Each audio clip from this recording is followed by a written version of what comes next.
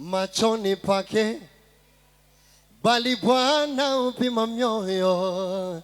Mawazo tuliyonayo nafahamu, taweza kujiona watakatifu, ila mbele zake hasara roho ni wadhaifu. Tujinyenye tupate thawabu kwa kumtumikia yeye. Yes, ukigusa unapeleka kumpigia pesa. Twende. Anaponya, anaokoa. Wote. Hello. Kwangu ni mwaminifu. Yeye anaponya, anaokoa. Wote. Hello. Kwangu ni mwaminifu. Chapa pesa wote Chilambo. Yesu.